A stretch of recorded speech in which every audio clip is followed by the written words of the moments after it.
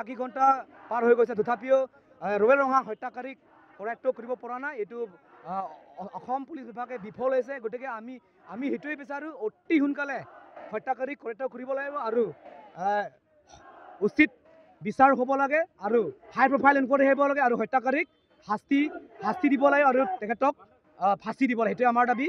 বৰ্তমান এটা তেখেতলোকে কৰায়ত্ব কৰিছে বুলি আমি গম পাইছোঁ ইতিমধ্যে, কিন্তু তেখেত যদি হয় সঁচাই তেখেত হত্যাকাৰী হয় তেতিয়াহ'লে তেখেত যদি আৰক্ষী প্ৰশাসনে তেখেতলোকে কৰিব নোৱাৰে তেতিয়াহ'লে আমাক ৰাইজক গতাই দিয়ক, আমি কৰিম।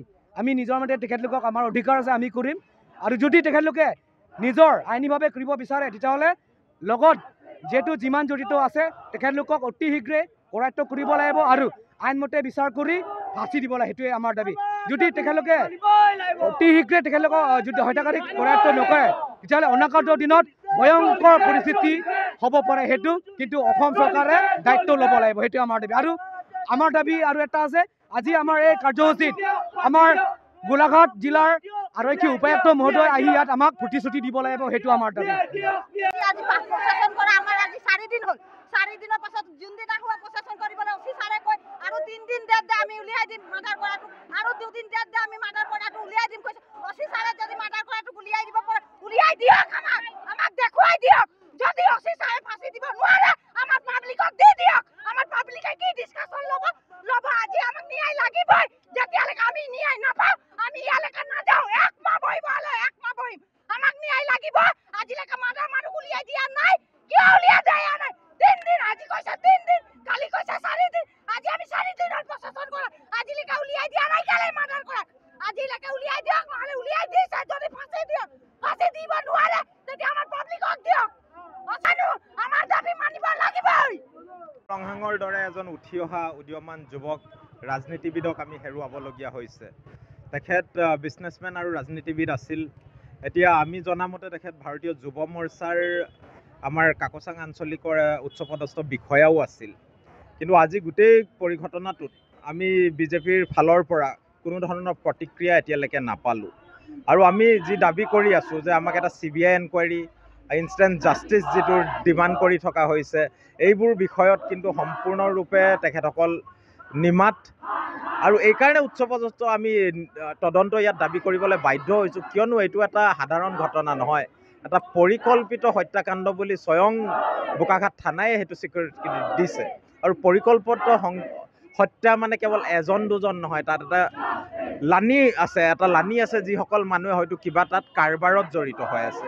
আৰু বিভিন্ন সময়ত মানে মানুহে তাত সৰবভাৱে বিভিন্ন দল সংগঠনে কৈ আছে যে এতিয়া চোৰাং কাঠৰ ব্যৱসায় এটা মানে বিশাল স্মাগলিঙৰ ৰূপ এটা লৈছে। তাত বিভিন্ন দল সংগঠনে কৈ আছে দুয়ো সীমান্ত অঞ্চলত, কাৰণ ৰাতি যিবোৰ গাড়ী যায় তাত আমাৰ সাধাৰণ মানুহৰ জীৱন আজিকালি তাত থাকিবলৈ মানে এতিয়া ভয় হৈ গৈছে, যি ধৰণৰ এটা ষ্টাইলত তেখেতসকলে যায়। সেইকাৰণে কৈছোঁ এই যিসকল লোক জড়িত হৈ আছে তাত যোনেই নাথাকক, এই সকলোবোৰ ইয়াৰ আঁৰত যি আছে তেখেতসকলক ন্যায়ৰ আওতালে আনিব লাগে, তদন্তৰ আওতালে আনিব লাগে। আৰু সঠিক অৰ্থত, কাৰণ এনেই এতিয়া ললুপঞ্জু এজন ই ৰিক্সা চালকক ধৰি পেলাই এই ধৰণৰ নাটক অসম পুলিচে কৰিলে কিন্তু আমি মানি নলওঁ। এইটো এটা পৰিকল্পিত হত্যাকাণ্ড হয়, শাক ভাত খোৱা কথা নহয় যে এজন ৰিক্সাৱালাই যোনে কাঠত 1 KB 2 KB কাঠ কাৰবাৰ ইফালে সিফালে অনা নিয়া কৰিছিল সেইজন মানুহে যে হত্যা কৰিব আমি নাভাবোঁ। সেইকাৰণে কৈছোঁ যে তেখেতে যদিও কৰিছে তেখেতৰ আঁৰত কোন আছে সেইসকল প্ৰতিজন, লাগিলে সি গোলাঘাটৰ হওক বোকাঘাটৰ হওক, যিসকল কাঠ চোৰাং চিকাৰীয়ে আজি গোটেই কাৰ্বি আংলং তছনছ কৰি পেলাইছে, সেইসকলক যেতিয়ালৈকে এই ন্যায়ৰ আওতালে নানে, এই তদন্তৰ আওতালে নানে, এই আন্দোলন কিন্তু চলি থাকিব। সন্ধিয়াত 7টামান বজাত নে কিবা এটা বজাত মই নিউজতে পাইছোঁ। তাৰপাছত তেনেকৈ ৰাস্তাত গৈ থাকোঁতে নিজৰ গাড়ীতে ভিতৰতে হত্যা কৰিলে।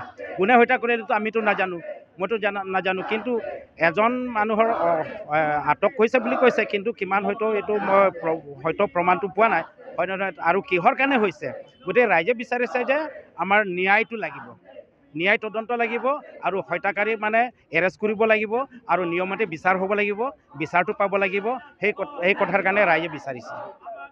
আৰু এইখিনি সময়ৰ পৰা যেতিয়াতো মইতো নাচালিছোঁ, কিন্তু 8 দিনে কিবা এটা মানে সময়টো বিচাৰিছে বুলি কৈছে। 8 দিনৰ ভিতৰত আমি হত্যাকাৰীটো উলিয়াম বুলি কৈছে।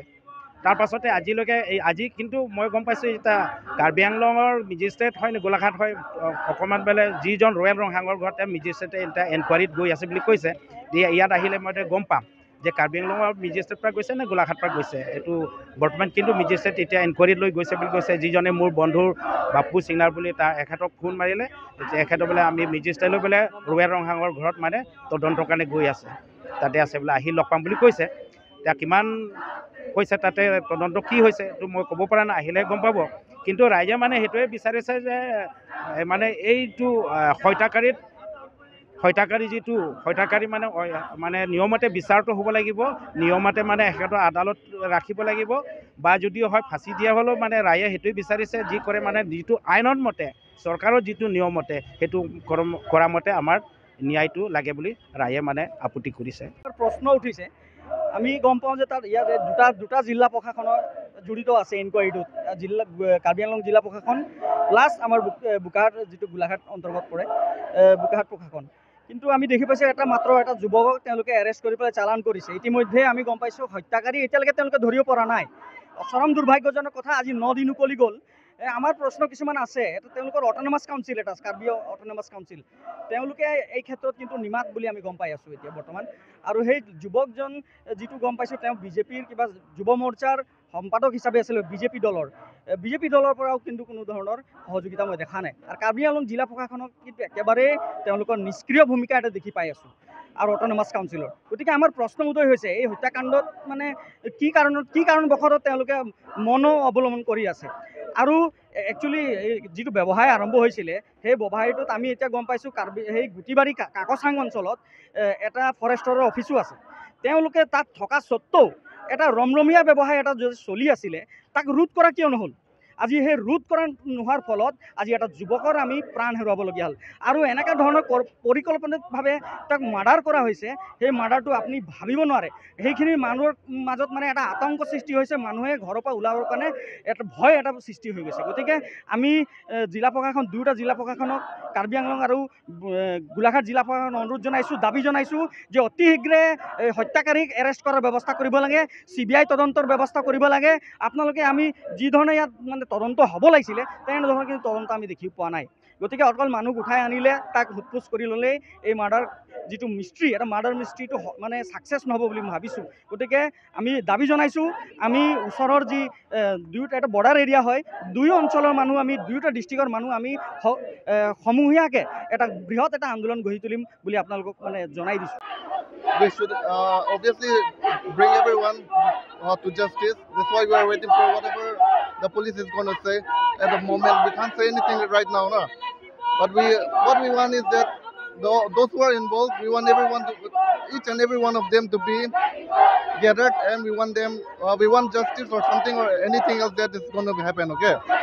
And what the public wants is that we want all of them, those who are involved, to be hanged to death. That's the only thing we want from the police. And if that don't happen, I don't know what the public is going to say. I don't know what the public is going to do. So right now you can see that already the public is already very agitated. I don't know how long we can conceal them. I'm not saying that it's a bad thing that the police is trying to conceal them or anything like that, but all we want is the people that are involved, we want them to be hanged to death. That's the only thing the public wants from the police. After what?